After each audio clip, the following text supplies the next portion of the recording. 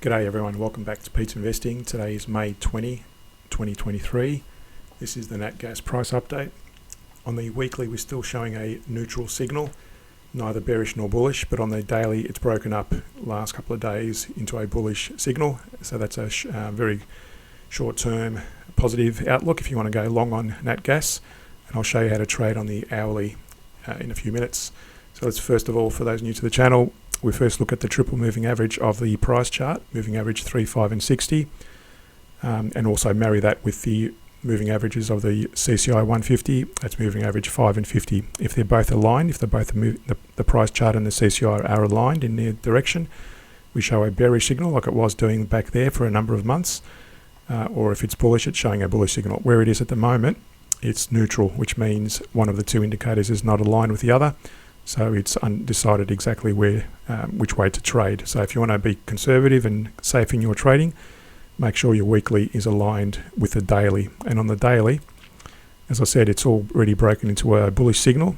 So potentially you can trade on the lower time frames like the hourly, which I'll cover in a second. You can trade long positions based on the daily outlook. But again, I prefer to trade with both the weekly and the daily when they're in alignment. Now also on the daily, I've got a support here at 2064, this dark blue line, and this resistance at 3050. And if I zoom out, I've also got this ascending diagonal, which it did break through, or it did bounce off, I should say. It bounced off that a couple of times in the last month or two. Now, we also had this minor resistance here at 2556, and it did break through before our last update, which is a very big positive with that bullish candle, but it was a bit undecided yesterday on the close of the week's trade. Now, to be more bullish, we want to see it break above this key resistance at 3050. That hopefully should we see it move on the weekly into a bullish signal as well. What I've got here as well is a divergence, a bullish divergence on the CCI versus a bearish divergence on the price chart. We've been tracking that now for a couple of months, and it's finally starting to work. And for this, we said for this to fail, we need to see the CCI break to the downside, and then we would also have seen the price fail to the downside as well. That's still possible, of course. There's no guarantees in trading.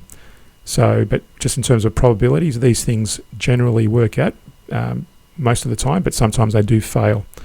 So at the moment, it's working out. And if you were to trade this, what I would typically use as a target, I would draw the Fibonacci from the recent high to the lows, and that's the most recent high in that before that range started playing out.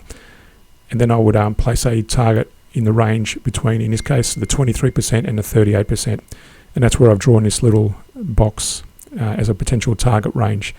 So I'll see how it goes, but as I said, we need to see a break above this key resistance at 3050 to be more positive about long positions, but also if you want to a bit more adventurous and place a little trade in the short term, that's where you might want to place a little long trade. On the hourly, and if I zoom out, again, trading on the hourly, I prefer to trade in a safe scenario. You can see here all these little indicators show where there's been single entries made and where it's doubled up, like in that point and in that area. That's where it's gone against us and we've averaged down. We don't use stop losses. You can see that it's doing quite nicely. Obviously, there's a few areas where we haven't placed trades. Now, this is placing long trades only, this back test. The same applies in reverse to place short trades. And to do that, the way you would do this is, again, trade with the CCI and the moving averages of the hourly chart. But we only place trades when the weekly and the daily are aligned, as I said. So you can see there, in that decline, you would have avoided placing any long trades during that period. Okay, that applies also to the hourly. So even though in this case this program is running a few long trades there, including that one, you would have avoided playing long trades during that period. So you would have done primarily long trades in that area where there were these long trades matching between the weekly and the daily. So to understand how to trade this and other trading strategies, reference the links in the description below. Subscribe to my Patreon page, where you'll find weekly scans of stocks, currencies and commodities. Subscribe, like and share the channel. Thanks for watching, and see you in a future video.